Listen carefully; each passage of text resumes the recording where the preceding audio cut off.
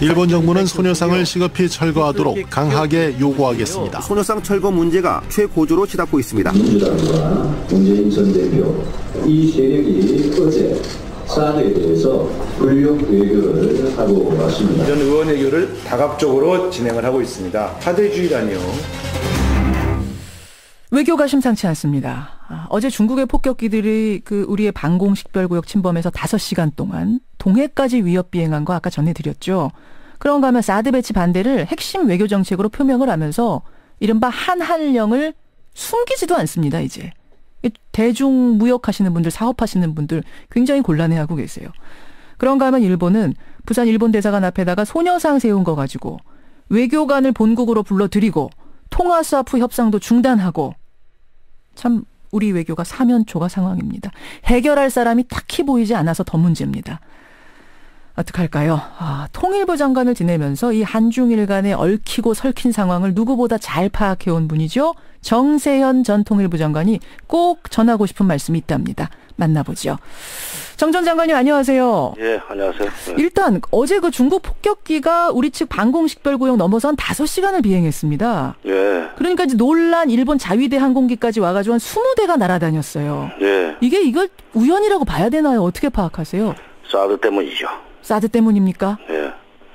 사드 배치하면은 군사적으로 중국이 가만히 있지 않겠다는 그 메시지를 보내는 겁니다. 어허. 아니 원래도 뭐 저 항공식별구역 가끔 이렇게 날아오기도 하고 했는데 이번에는 우연은 아니란 말씀이세요? 그렇죠. 물론 뭐 작년 2월 또는 8월에도 2대, 3대씩 이렇게 왔다 갔다 하기는 했지만 예. 이번에 이렇게 10대씩 와가지고 10여 대 와가지고 4-5시간을 비행을 하면서 예. 일본 방공식별구역까지도 지금 들어갔다는 거 아닙니까? 뭐 그렇죠. 예, 근데 사실은 거기가 이어도에 이제 우리 방공식별구역이 있고, 예. 그다음에 일본도 또 일부 그 근처에 일본도 자기네 구역이라고 선포한 데가 있고, 예. 중국도 자기네 구역이라고 선포한 데가 있어가지고 세 나라가 좀 겹치는 지점이 좀 있기는 있습니다. 예. 그러나 그렇게 고개가 그렇게 넓지 않기 때문에 그 지역이 나타났다는 얘기는 그걸 핑계 대고 무력 시위를 하는 거죠. 그다음에 일본에 대해서도 또 일본하고는 대화이다 생각고 그 문제가 있지 않습니까? 그렇죠. 네, 그래서 그 무력 시위를 한다는 것은 외교로 해결 안 될 때는 예. 군사 행동도 하겠다는 그 의지의 표현이라고 저는 생각합니다. 참 지금 중국이 아주 대놓고 우리가 지금 사드 보복 조치하는 거야 시인을 하고 나섰어요. 그렇죠. 사드 반대론자들 뭐 입장에서는 야 이렇게 되면 그냥 사드 없던 일로 하자 주장할 수 있습니다만 이게 이미 뭐 일어난 일 벌어진 일이 돼서 말입니다. 이거 어떻게 해야 됩니까? 이게 다음 정부로 넘기라는 얘기가 우선 맞는 얘기입니다. 왜냐하면 시간을 끌기 위해서 그다음에 중국한테도 이런 이 위협적인 행동을 계속 가속화하지 않도록 하기 위해서는 시간을 두고 좀 문제를 해결하자는 식으로 메시지를 보낼 필요가 있어요. 지금 중국이 이렇게 경제적인 보복을 하고 군사적인 위협을 가한다고 해서 예. 우리가 사드 배치를 처리하면은 뭐 자주권을 침해받는 것이다. 무슨 뭐 주권 침해다.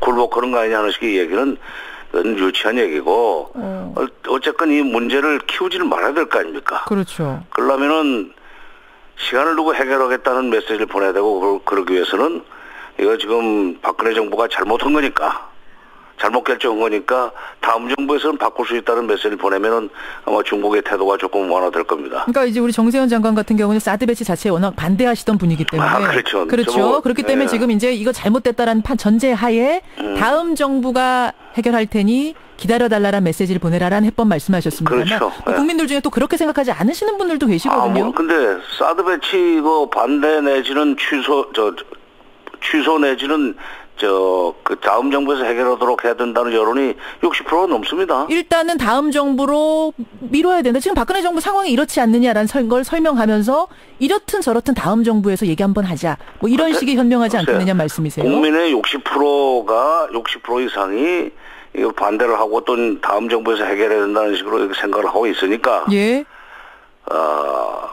우리가 다음 정부에서 해결하겠다. 기다려라. 문제를 풀자 이런 식으로 해야죠. 왜냐하면 예. 60%라는 게 적은 숫자가 아니에요. 그렇죠. 예. 지난번 박근혜 대통령 51.6% 가지고 당선됐습니다.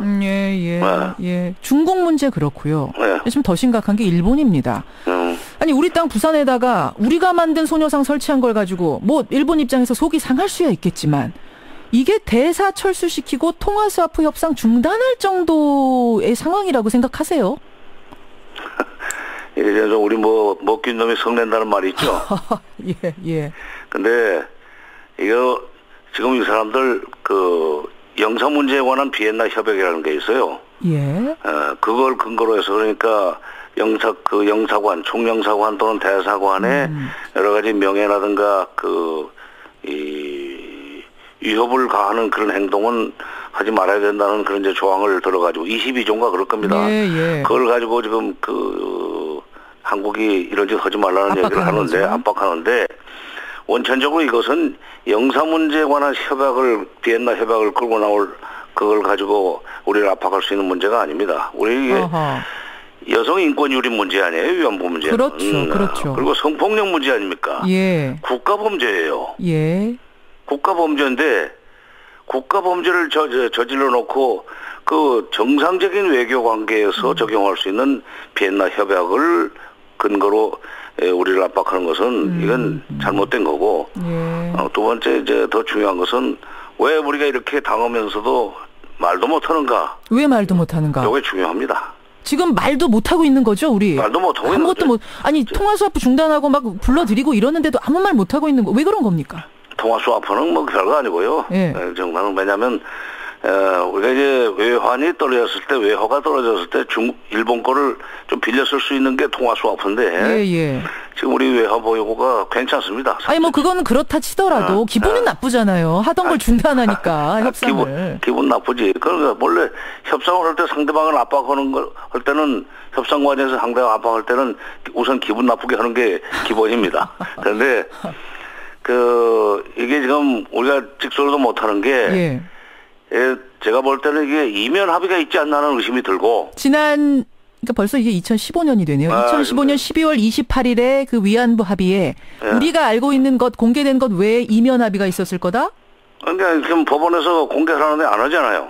전 과정 공개하라고 지금 그러는 그렇죠. 거거든요. 그러니까 12번인가 협상을 했는데 2004년부터 시작해서 뭐 12번인가 협상을 했는데 그 내용을 지금 일일이 보고를 뭐 다 할 필요는 없지만 법원이 이렇게까지 공개하라고 하면은 해야죠. 근데 못하는 거 보면은 이면 합의가 있었기 때문이고 일본은 그걸 가지고 지금 우리를 압박하는 거고 거기 보면은 이제 문서상으로는 이 문제가 잘 해결되도록 단체들과 협의를 해서 적절히 해결하겠다는 식으로 해놨지만은 해결을 그렇죠. 위해 노력한다. 이제 이게 최종 그렇죠. 나오는 문건이거든요. 그거를 중국에서는 일본에서는 제가 이제 북한 사람 상대를 많이 하다 보니까 북쪽에서는 그런데 이 일본에서는 사실은 말로는 그렇게 됐지만 그 밑에는 소녀상 문제는 우리가 책임지고 해결할 테니까 걱정 말라 하는 식의 얘기가 있었기 때문이 아닌가 하는 거고. 괄호 열고 있는 거 아닌가. 이면 합의가 있는 건 아닌가. 두 번째, 그렇게라도 문제를 해결하려고 했던 이유가 뭐냐. 누구한테 압력을 받았느냐 하는 겁니다. 이거 누구한테 압력을 받았다고? 저는 미국한테 받았다고 미국한테. 생각합니다. 미국이 재작년이죠 벌써. 재작년 봄부터 미국의 국방장관 나서고 그다음에 미국의 국무차관이 나서가지고 과거사 문제로 값싼 박수를 받기는 쉽다 하면서 이제 과거사 문제 가지고 한일 간에 이렇게 불편한 관계를 계속 끌고 가는 것은 미국의 동아시아 정책에 절코 도움이 안 된다는 메시지를 계속 보냈어요. 그래서 우리를 압박했죠. 사실 일본하고 관계 화해해라. 그리고 10월 달에 그 동아태 차관보가 와가지고 이 문제는 빨리 해결하라는 얘기를 했다고 또 자진해서 또 기자들한테 얘기했어요. 그렇죠. 그 다음에 12월 28일 날 합의가 되고 나니까 미국의 안보부 장관 전화하지 대통령한테 국무장관 전화하지 오바마 전화하지 유엔 사무총장도 현명한 판단을 했다고 축하 전화했지. 이게 뭡니까? 그러니까 기다렸다는 듯이 잘했다는 얘기를 했다는 얘기는 미국이 강력하게 요구를 했다는 얘기 아닙니까? 그러면 국제법에 이런 이론이 있어요. 강박에 의한 조약의 효력은 무효다. 지금 이게 근데 미국이 드러내놓고 강박이라고 할 수준의 것을 없죠. 그러니까 강박이라는 게 증거는 없을 것 같은데. 강박이라는 게 그 강자가 점잖게 얘기해도 받는 사람이 압력을 느끼고 거역 걸 수 없으면 그게 강박입니다. 예. 그렇잖아요? 예. 그러니까 이게 원천적으로 무효라는 얘기입니다. 지금 강박에 의한 조약의 효력은 무효다는 이 얘기를 제가 조금 전에 했는데 원천적으로 무효고 따라서 이거는 재협상을 해야 되는데 이 정부는 못하죠. 그러니까 차기 정부 이 문제도 사드 문제처럼 역시. 차기 정부에서 재협상을 하든지 폐기하든지 이렇게 이제 할 수 있다고 생각합니다. 더구나 10억 엔이면 우리 돈으로 100억 원인데 그 정유랑 말값도 안 되는 거 아닙니까? 또 그렇게 말씀하시니까 확 속이 상하네요. 그렇지. 그러니까 우상호 원내대표는 이걸 예산으로 100억 원 만들 테니까 갖다 갚아라 그러지만 민주당이 그런 얘기를 할 것이 아니라 이거 지금 한 사람이 10,000원씩만 내면은 10,000원씩만 내기로 하고 100만 명이 내면 100억 원이에요. 차라리 모금운동 오는 게 빠르죠. 예산을 하려면 이제 국회가 외무부가 신청을 해야 되고 복잡하니까 차라리 모금운동 해가지고 갚겠다는 식으로 나가면은 정부한테도 힘이 실리고 일본한테 저항할 수 있는 일본도 감히 이 문제를 가지고 우리를 압박하지 못한다고 나는 봅니다. 결국 이제 국민들 여론이라는 게 굉장히 어떻게 보면 정부로 하여금 협상할 수 있게 하는 실마리가 되니까. 그렇죠. 그리고 꺼리가 되니까 국민들 여론이라는 게 중요하겠네요. 아베 총리가 뭐라고 그랬어요? 이건 정권이 바뀌어도 계속돼야 된다는 얘기는 정권 바뀌면 뒤집어지게 돼 있다는 걸 알고 있다는 알고 있기 때문에 그걸 강조하는 거다. 그렇죠. 알겠습니다. 그러니까 미국이 결국 중국 견제하려고 하다 보니까 일본한테 힘을 실어줘야 되고 그러면 한국하고 일본이 빨리 화해하는 게 중요하기 때문에 그 압박이 들어온 거 아니냐. 그래서 이면 합의도 있는 뭔가 우리가 좀 찔리는 합의를 했기 때문에 지금 이 찍소리도 못하고 있는 거 아니냐. 이렇게 해석을 하시니까 글쎄요. 합리적인 의심이 되네요. 외무부가 어떤 점에서는 난 좀 불쌍해 보입니다. 말도 못하고. 게다가 지금 박근혜 대통령이 탄핵 상황이어서 우리 외교 공백 상황에서 막 흔들어대는 느낌이 들어서 말이죠. 아니 일본 사람이 그런 기질이 있잖아요. 강자에게는 강하고 약자에게는 아주 오만을 떠는 그런 그 기질이 있는데 이번에 여실히 드러났죠. 알겠습니다. 지금 법원이 이 한일 위안부 협상의 과정을 다 공개하라고 소송을 건 거에 대해서 패소했어요. 정부 측이. 그래서 어차피 공개를 해야 됩니다. 이거 꼭 공개가 좀 됐으면 좋겠고 국민들이 그거 보고 판단할 수 있는 근거가 되기를 기대하겠습니다. 여기까지 말씀 듣죠, 장관님. 고맙습니다. 정세현 전 장관이었습니다.